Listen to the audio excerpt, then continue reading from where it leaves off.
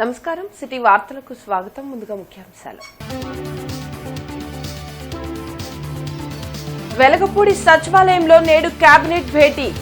ఈ కేబినెట్ ను మరలా నిర్వహించనున్న సీఎం చంద్రబాబు.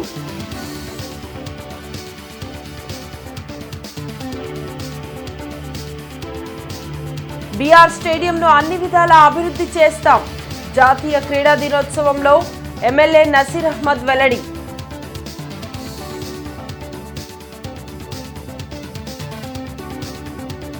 నగరంలో పర్యటించిన కమిషనర్ పులి శ్రీనివాసులు ఖాళీ స్థలాలు, పార్కులు, త్రాగునీటి సరఫరా, పారిశుద్ధ్యం పనుల పరిశీలన.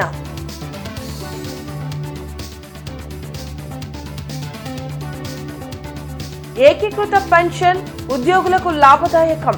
కేంద్ర ప్రభుత్వ నిర్ణయం పట్ల హర్షం వ్యక్తం చేసిన DRM Ramakrishna.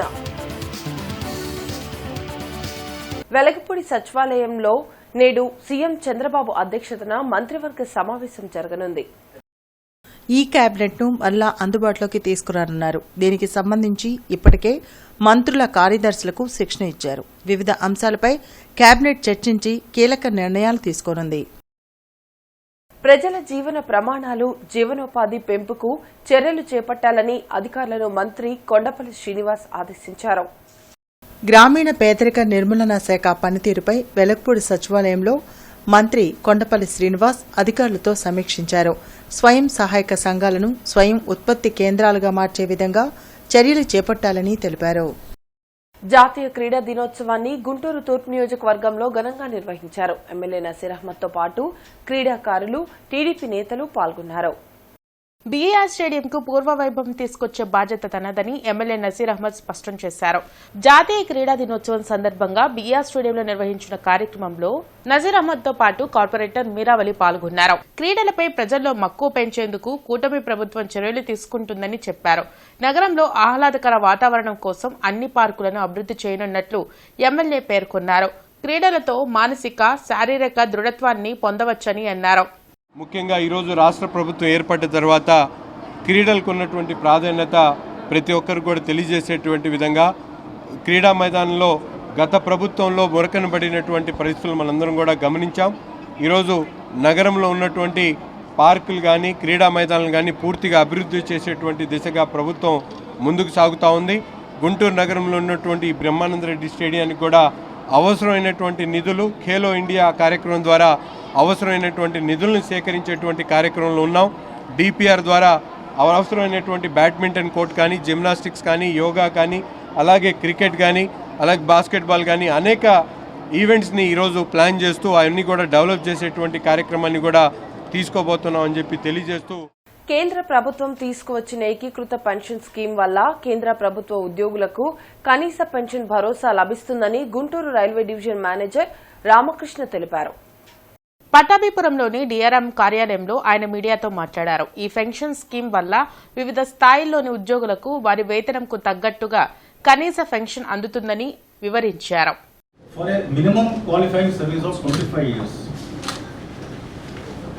This pay will be proportionate for a lesser service period up to a minimum of 10 years of service. So the qualifying minimum service is 10 years. Point number 2, issued family pension. This is declared at 60% of the pension of the employee immediately before his or her demise. Third point, issued minimum pension, that is at the rate of 10,000 per month on superannuation after minimum 10 years of service. In addition to this, point number 4, inflation indexation is also levied on the issued pension, issued family pension and issued minimum pension.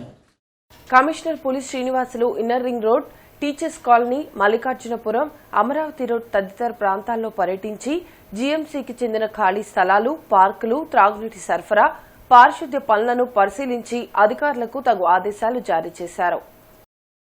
ఈ సందర్భంగా commissioner Puli Srinivasulu మాట్లాడుతూ లేఅవుట్లో నగరపాలక సంస్థకు చెందిన ఖాళీ స్థలాల పరిరక్షణకు పటిష్ట చర్యలు తీసుకుంటామని, అందులో భాగంగా స్థలాలకు ఫెన్సింగ్ లేదా కాంపౌండ్ నిర్మాణాలకు, అవసరమైన ప్రాంతాల్లో పార్కుల ఏర్పాటుకు ప్రతిపాదనలు సిద్ధం చేయాలని ఇంజనీరింగ్ అధికారులను ఆదేశించారు. పార్కులో నాటే మొక్కల్లో ఔషధ మొక్కలకు అధిక ప్రాధాన్యత ఇవ్వాలని తెలిపారు. టీచర్స్ కాలనీ ప్రాంతంలో డ్రైన్లో మురుగుపారుదల లేదని వెంటనే కచ్చా కాల్వ ఏర్పాటు చేయాలన్నారు. అనంతరం అమరావతి రోడ్లో మెయిన్ రోడ్డుపై ఆక్రమణలను గమనించి సంబంధిత సచివాలయ ప్లానింగ్ కార్యదర్శిపై ఆగ్రహం వ్యక్తం చేసి తక్షణం ఆక్రమణలు తొలగించాలని ఆదేశించారు. పారిశుద్ధ పనులు మెరుగవ్వాలన్నారు. సత్తెనపల్లి పట్టణంలోని టిట్కో గృహ సముదాయాలలో విద్యుదీకరణ పనులకు సత్తెనపల్లి నియోజకవర్గ ఎమ్మెల్యే కన్నా లక్ష్మీనారాయణ శంకుస్థాపన చేశారు. ఈ కార్యక్రమంలో రాష్ట్ర, జిల్లా, నియోజకవర్గ నాయకులు, జనసేన, బీజేపీ నాయకులు, కార్యకర్తలు పాల్గొన్నారు. కొన్ని వందల కోట్ల రూపాయలు ఏదైతే ఇట్లా టిట్కో హౌసెస్ 100 కోట్ల రూపాయలు ఇట్లా ఇన్కంప్లీట్ గా గడిచినటువంటి 5 సంవత్సరాలు ఇట్లా ఉన్నాయో, అలాగే గడిచిన 5 సంవత్సరాలు కూడా ఆ లిఫ్ట్ ఇరిగేషన్ స్కీమ్స్ సంబంధించినటువంటి 100 కోట్ల రూపాయల మెటీరియల్ మన రెడ్డిగూడెం దగ్గర కానీ, ఎర్రబాలెం దగ్గర కానీ మరి తుప్పు పట్టిపోతుంటే కూడా దున్నపోతుల లెక్క చూస్తా ఊరుకున్నారు. కానీ కనీసం అసలు వాటి గురించి ఒక్క క్షణం కూడా ఆలోచించినటువంటి పరిస్థితి కాదు. ఎవరైతే మొట్టమొదట ఇక్కడ లబ్ధిదారుల పేర్లు ఉన్నాయో ఆ లబ్ధిదారుల పేర్లన్నీ కూడా బయటికి తీయమని, మధ్యలో వచ్చినటువంటి పేర్లు ఎవరికి కూడా అవకాశం దీని వరకు ఉండేటువంటి పరిస్థితి కాదు. చోటా శ్రీనివాస్ గారు చెప్పినట్లు వాళ్ళలో నిజమైనటువంటి అర్హత కలిగినటువంటి లబ్ధిదారులు ఉంటే ఇంకొక స్కీమ్ స్టార్ట్ చేసినప్పుడు వాళ్ళకి కూడా అర్హత కలిగినటువంటి ప్రతి పేదవాడికి కూడా ఈ ప్రభుత్వంలో సహాయం చేస్తామని సందర్భంగా కూడా. గుజరాత్ పెట్టుబడిదారుల దెబ్బకు దేశం అతలాకుతలం అవుతుందని సిపిఐ జిల్లా కార్యదర్శి జంగాల అజయ్ కుమార్ విమర్శించారు. గత 5 ఏళ్లలో జరిగిన భూదందాలపై బాధితులకు న్యాయం చేయాలని, ప్రభుత్వ భూముల్లో నివాసం ఏర్పాటు చేసుకున్న పేదలకు పట్టాలు ఇవ్వాలనే డిమాండ్తో ఈ నెల 28వ తేదీన విజయవాడలో జరిగే రాష్ట్ర స్థాయి సదస్సును విజయవంతం చేయాలని కోరారు. కొత్తపేటలోని సిపిఐ కార్యాలయంలో మాల్యాద్రి, హనుమంతరావు ఇతర నాయకులతో కలిసి జంగాల మీడియాతో మాట్లాడారు. స్మార్ట్ విద్యుత్ మీటర్లను బిగిస్తే పోరాటం తప్పదని హెచ్చరించారు. 28వ తేదీన అనగా రేపు ఉదయం 10 గంటలకు విజయవాడ దాసరి నాగభూషణరావు భవన్లో భారీ ఎత్తున సదస్సు నిర్వహిస్తూ ఉన్నాం. ఈ సదస్సుకి బాధిత ప్రజలందరూ కూడా తరలి రావాల్సిందిగా విజ్ఞప్తి చేస్తూ ఉన్నాం.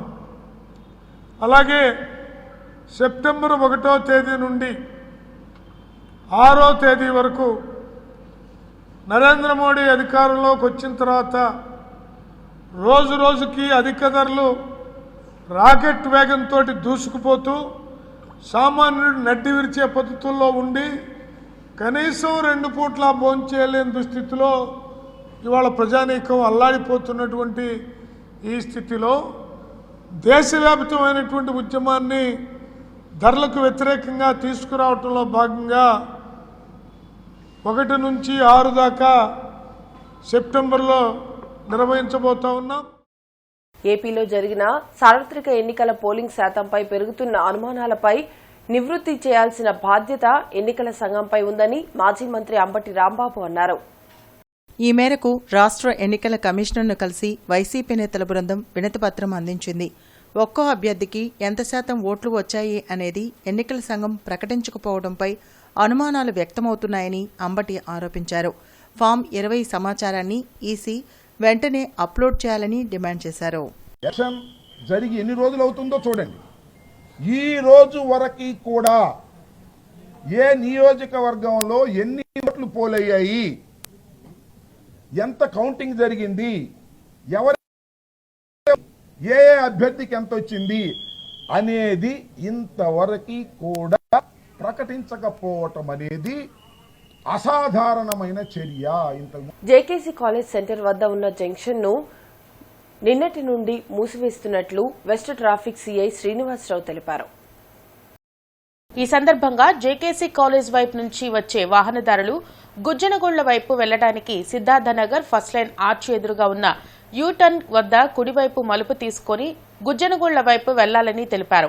అలాగే కొరటిపాడు వైపు నుంచి వచ్చే వాహనదారులు జేకేసీ కాలేజ్ వైపు వెళ్లడానికి గుజ్జనగూళ్ల రిలయన్స్ ట్రెండ్స్ షాపింగ్ కాంప్లెక్స్ కి ఎదురుగా ఉన్న రైట్ యూటర్న్ తీసుకుని జేకేసీ కాలేజ్ వైపు వెళ్లాలన్నారు. అలాగే గుజ్జనగూళ్ల నుండి కొరటిపాడు వైపు వెళ్లే వాహనదారులు నేరుగా వెళ్లాలన్నారు. గుజ్జనగూళ్ల నుంచి జేకేసీ కాలేజ్ వైపు వెళ్లే వాహనదారులు శ్రేష్ఠ హాస్పిటల్ నుండి లెఫ్ట్ టర్న్ తీసుకోవాలని తెలిపారు. గుంటూరు ప్రజలందరికీ వెస్ట్ ట్రాఫిక్ పోలీస్ తరఫున ఒక చిన్న విన్నపము. ఈరోజు జేకేసీ కాలేజ్ జంక్షన్ని పూర్తిగా క్లోజ్ చేయడం జరిగింది. ప్రజలందరూ కూడా సహకరించవలసిందిగా కోరుతున్నాము. రోజు మనకి జేకేసీ కాలేజ్ చిన్న రింగ్ రోడ్డు ట్రాఫిక్ హెవీ అయిపోతుంది. ఇక్కడ హాస్పిటల్ శ్రేష్ఠ హాస్పిటల్ వల్ల కానీ ఎదురుగా ఉన్న డీమార్ట్ వల్ల ముఖ్యంగా బాగా ట్రాఫిక్ ఆపోజిట్లో రావడం వల్ల ట్రాఫిక్ జామ్ అవుతుంది. మేము చేసే కొన్ని సూచనలు మీరు కనుక పాటించినట్లయితే కొంచెం దూరం ఎక్కువైనా కానీ మీకు సేఫ్టీ పాయింట్ ఆఫ్ వ్యూలో ఇబ్బంది ఉండదు. At the same time traffic ఎక్కడ కూడా జామ్ అవ్వదు. మీరు ఆర్టీఓ ఆఫీస్ నుంచి జేకేసీ కాలేజీ మీదుగా ఫర్ ఎగ్జాంపుల్ కొరటిపాడు వెళ్ళాలనుకుంటే ఫ్రీ లెఫ్ట్ తీసుకొని వెళ్ళడానికి మెయిన్ రూట్ ఉంది. లేదనుకుంటే కేఎల్పీ స్కూల్ పక్క నుంచి కూడా లెఫ్ట్ టర్న్ తీసుకొని సిద్ధార్థ నగర్ ఆర్చీ దగ్గర నుంచి బయటకు వచ్చి వెళ్ళిపోవచ్చు. అలాగనే కొరటిపాడు నుంచి జేకేసీ కాలేజీకి వెళ్ళదలుచుకున్న వారు ఇక్కడ మనం యూటర్న్ కట్ చేసాం కాబట్టి డీమార్ట్ పక్కన ఉన్న రిలయన్స్ ట్రెండ్స్ ఆపోజిట్లో మేము యూటర్న్ ఓపెన్ చేస్తున్నాము. మీరు సర్కిల్ దాకా కూడా వెళ్ళాల్సిన పని లేదు. గుజ్జలగూడ సర్కిల్కి ముందే ఉన్న యూటర్న్ని మీరు యూటిలైజ్ చేసుకోవచ్చు. స్టాపర్ బోర్డ్స్ కూడా పెట్టున్నాము. అక్కడ యూటర్న్ తీసుకొని జేకేసీ కాలేజీలోకి ఫ్రీగా వెళ్ళిపోవచ్చు. మీకు ఎక్కడ కూడా ఎటువంటి ఇబ్బంది ఉండదు. మార్కెట్ సెంటర్లోని హిందూ కళాశాలలో మల్టీమీడియా విభాగపు ఆధ్వర్యంలో ఫోటో ఎగ్జిబిషన్ జరిగింది. కార్యక్రమాన్ని కళాశాల ప్రిన్సిపల్ మల్లికార్జున ప్రసాద్ ప్రారంభం చేయగా కళాశాల allied courses director doctor G Umamaheswararao జ్యోతి ప్రజ్వలన చేశారు. కళాశాల సెక్రటరీ చెరువు రామకృష్ణమూర్తి ప్రదర్శనను తిలకించి విద్యార్థులను అభినందించారు. మల్టీమీడియా విభాగాధిపతి సంధ్య మాట్లాడుతూ తమ విద్యార్థులు అనేక చిత్రాలను గీసి ప్రదర్శించారని అన్నారు. డిగ్రీ విద్యార్థులు అందరూ కూడా ఈ ప్రదర్శనను తిలకించాలని తెలిపారు.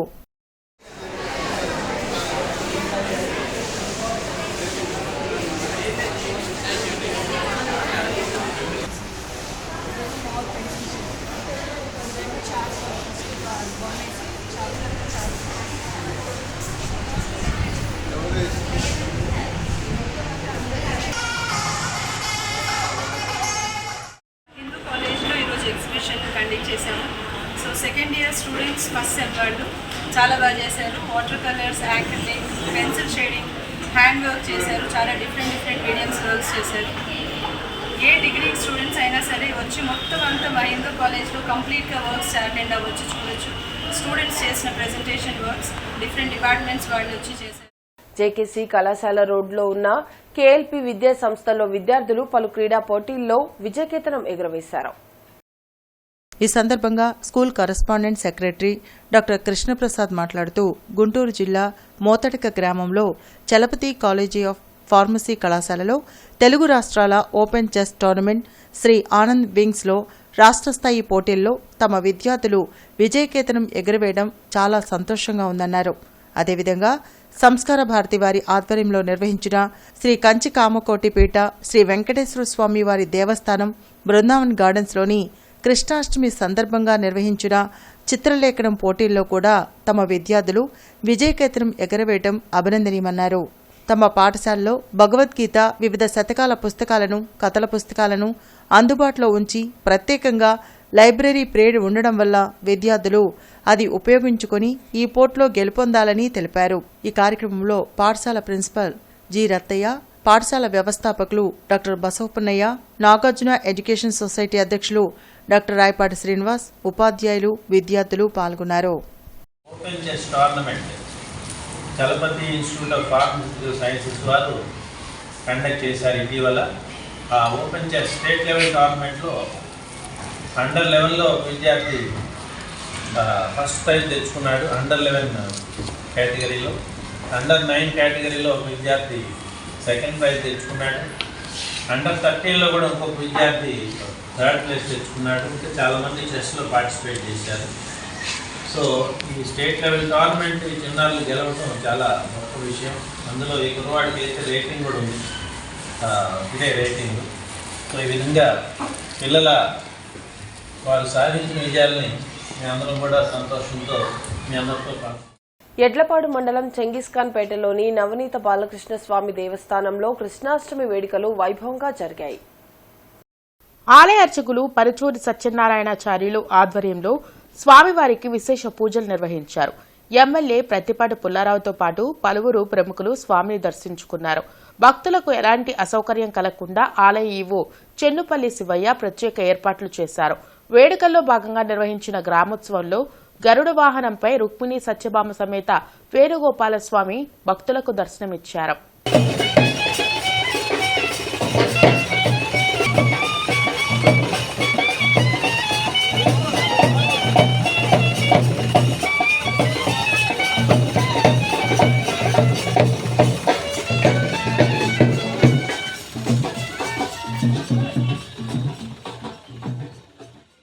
రైతాంగ పోరాటాలపై ఎంపీ కంగనా చేసిన వ్యాఖ్యలను తీవ్రంగా ఖండిస్తున్నట్లు ఆంధ్రప్రదేశ్ రైతు సంఘం ప్రధాన కార్యదర్శి ప్రసాద్ తెలిపారు. కొత్తపేటలోని సిపిఐ కార్యాలయంలో రైతు సంఘ నాయకులతో కలిసి ఆయన మీడియాతో మాట్లాడారు. రైతుల ఉద్యమంతో దిగొచ్చిన ప్రధాని మోడీ నల్ల చట్టాలను రద్దు చేస్తామని ప్రకటించి వాటిని ఆచరణలో పెట్టలేదని మండిపడ్డారు. దేశానికి ఆహారం అందిస్తున్న రైతుల పట్ల హేయంగా మాట్లాడుతున్న బీజేపీ నేతలకు తగిన బుద్ధి చెప్తామని ఆయన హెచ్చరించారు. రేపు 1వ తారీఖు సెప్టెంబర్ 1వ తేదీన దేశవ్యాప్తంగా అఖిల భారత కిసాన్ సభ పిలుపులో భాగంగా ఈ రాష్ట్రంలో రైతాంగాన్ని సమీకరించి గ్రామ గ్రామాన రైతు సంఘ పతాకాలను ఆవిష్కరించడంతో పాటు ఇవాళ రైతాంగం ఏదైతే రైతాంగానికి కేంద్ర ప్రభుత్వం హామీ ఇచ్చిందో అట్లాగే ఈ రాష్ట్ర ప్రభుత్వం ఎన్నికల సమయంలో ఏవైతే హామీ ఇచ్చారో వాటన్నిటినీ కూడా అమలు చేయాలనేటువంటి డిమాండ్లతో ఇవాళ ఈ రాష్ట్రంలో గ్రామ గ్రామాన ప్రచారం నిర్వహించబోతా ఉన్నాం. సిఐటియు జిల్లా కార్యాలయంలో భవన నిర్మాణ కార్మిక సంఘం జిల్లా కమిటీ సమావేశం బి సత్యనారాయణ అధ్యక్షతన జరిగింది. ఈ సందర్భంగా యూనియన్ జిల్లా ప్రధాన కార్యదర్శి దండా లక్ష్మీనారాయణ మాట్లాడుతూ టీడీపీ ప్రభుత్వం అధికారంలోకి వచ్చి 3 నెలలు గడుస్తున్నా నేటికి భవన నిర్మాణ కార్మికుల సమస్యల పరిష్కారానికి రాష్ట్ర ప్రభుత్వం దృష్టి పెట్టకపోవడం బాధాకరమని అన్నారు. యువగళం పాదయాత్ర టీడీపీ ఉమ్మడి మేనిఫెస్టోలో భవన నిర్మాణ సంక్షేమ బోర్డును పునరుద్ధరిస్తామని హామీ ఇచ్చి ఇప్పుడు దానిని గాలికి వదిలేయడం సరికాదని అన్నారు. తక్షణమే భవన నిర్మాణ సంక్షేమ బోర్డును పునరుద్ధరించాలని, సంక్షేమ బోర్డులో పెండింగ్లో ఉన్న క్లెయిమ్స్ పరిష్కరించాలని డిమాండ్ చేశారు. ఇసుక ఉచితంగా ఇస్తున్నామని రోజు ఆర్భటపు ప్రకటనలే తప్ప వాస్తవం అందుకు విరుద్ధంగా ఉందని ఆవేదన వ్యక్తం చేశారు. రాష్ట్ర ప్రభుత్వ భవన నిర్మాణ వ్యతిరేక విధానాలను నిరసిస్తూ ప్రచార కార్యక్రమాన్ని నిర్వహించనున్నట్లు తెలిపారు. కార్యక్రమంలో గుంటూరు నగర కార్యదర్శి SK Kasimvali, Koteswararao, G Srinivasarao, T Srinivasarao తదితరులు పాల్గొన్నారు. రాష్ట్రంలో టీడీపీ అధికారంలోకి వచ్చిన తర్వాత భవన నిర్మాణ కార్మికుల సమస్యల పరిష్కారం అవుతాయని భవన నిర్మాణ కార్మికులందరూ చాలా ఆశతో ఉన్నారు. కానీ ఆచరణలో ఒక్క సమస్య కూడా ఈరోజు పరిష్కారం కాక కార్మికులు చాలా ఇబ్బందులకు గురవుతున్న పరిస్థితి ఈరోజు జిల్లాలో కానీ రాష్ట్రంలో కానీ కనబడుతుంది. ప్రధానంగా ఈ ప్రభుత్వాన్ని భవన నిర్మాణ కార్మికులు సంక్షేమ బోర్డు పునరుద్ధరించాలని ప్రధానంగా కోరుకున్నారు. రెండోది ఇసుక గత ప్రభుత్వంలో అందుబాటులో లేక ఇబ్బంది పడ్డారు. ఈ ప్రభుత్వంలోనైనా ఇసుక అందుబాటులోకి వస్తుందని చెప్పేసి చాలా ఆశలు పెట్టుకున్నారు. కానీ ఒక్కటి కూడా ఈరోజు నెరవేరకుండా కార్మికుల ఆశలపై నీళ్లు చల్లిన పరిస్థితి ఈరోజు రాష్ట్రంలో కనబడుతుంది. కాబట్టి ఈ రాష్ట్ర ప్రభుత్వం తక్షణమే భవన నిర్మాణ కార్మికుల సమస్యలు పరిష్కరించాలని చెప్పేసి మేము భవన నిర్మాణ కార్మిక సంఘం సిఐటియుగా ప్రభుత్వాన్ని డిమాండ్ చేస్తున్నాం. అధికారంలోకి వచ్చి 2 నెలలు కావస్తుంది. కానీ ఇప్పటివరకు కూడా ఇసుక సమస్య పరిష్కారం కాకపోవడం వల్ల కార్మికులు ఉపాధి కోల్పోతున్న పరిస్థితి. శ్రీనివాసరావు తోటలోని అచ్చయ్ దాబా సెంటర్లో క్లీన్ ఆంధ్ర, గ్రీన్ ఆంధ్ర పోస్టర్లను జిల్లా జనసేన పార్టీ అధికార ప్రతినిధి ఆళ్లహరి కూటమి నేతలతో కలిసి ఆవిష్కరించారు. ఈ సందర్భంగా ఆళ్లహరి మాట్లాడుతూ ఈ నెల 30న జరగనున్న వన మహోత్సవంలోనూ పవన్ కళ్యాణ్ పుట్టినరోజైన సెప్టెంబర్ 2వ తేదీన రాష్ట్ర వ్యాప్తంగా మొక్కలు నాటే కార్యక్రమాన్ని విజయవంతం చేయాలన్నారు. దేవతా చెట్లైన ఉసిరి, వేప, నేరేడు, తులసి, రావి లాంటి మొక్కలను నాటాలని ఆయన కోరారు. అడవులు, చెట్లు నరికివేతతో ప్రకృతిలో సమతుల్యత ఏర్పడి వాతావరణంలో ప్రమాదకరమైన మార్పులు వస్తున్నాయని ఆందోళన వ్యక్తం చేశారు. ఈ దుస్థితి ఇలాగే కొనసాగితే భవిష్యత్ తరాల వారు ఆక్సిజన్ సిలిండర్లు వీపుకు కట్టుకుని తిరగాల్సిన పరిస్థితి వస్తుందని ఆవేదన వ్యక్తం చేశారు. యువత తలుచుకుంటే సాధించలేనిది ఏమీ లేదని, యువత మొత్తం పచ్చని చెట్లు నాటి గ్రీన్ హీరోలుగా మారాలని ఆళ్ల హరి అన్నారు. ఎప్పుడైతే పవన్ కళ్యాణ్ గారు అటవీ శాఖ తీసుకున్నారో అప్పటి నుంచే పర్యావరణాన్ని కాపాడటానికి ఆయన ప్రతి క్షణం కష్టపడుతూ ఉన్నారు. అందుకనే ఆయన పుట్టినరోజున రాష్ట్ర వ్యాప్తంగా లక్షలాది మొక్కలు నాటాలని చెప్పి పిలిపించారు. ఆ క్రమంలో భాగంగా రేపు 30వ తారీఖు వన మహోత్సవం ఉంది. అలాగే సెప్టెంబర్ 2న పవన్ కళ్యాణ్ గారి పుట్టినరోజు ఉంది. ఈ 2 దినాల్లో కూడా ప్రజలందరూ కూడా ఈ మొక్కలు నాటే కార్యక్రమాన్ని చేయాలి. ఎందుకంటే మనం చూస్తూ ఉన్న వాతావరణంలో ఎన్ని మార్పులు వచ్చినాయో, వాతావరణంలో ఇలాంటి విపరీతమైన మార్పులకి కారణం చెట్లు లేకపోవటం, ఎక్కడికెక్కడ అడవులు కొట్టేయటం, చెట్లని తీసేయటం, ఇలా చేయటం వల్ల వాతావరణంలో విపరీతమైన మార్పులు రావటం వల్ల ప్రజలకు ప్రమాదకంగా మారింది. ఎటువంటి ఎంతటి ఆరోగ్యవంతులైనా సరే జరాల బారిన పడతా ఉన్నారు. అరణల్పేటలోని అష్టలక్ష్మి దేవాలయంలో శ్రావణ మంగళవారం పురస్కరించుకుని విశేష పూజలు నిర్వహించారు. కోటి కుంకుమార్చనతో పాటు 108 కేజీలతో గన్నం పూజలో మహిళా భక్తులు పాల్గొన్నారు. శ్రావణ మాసంలో అమ్మవారిని పూజిస్తే సకల శుభాలు కలుగుతాయని ఆలయ అర్చకులు ప్రసాద్ తెలిపారు.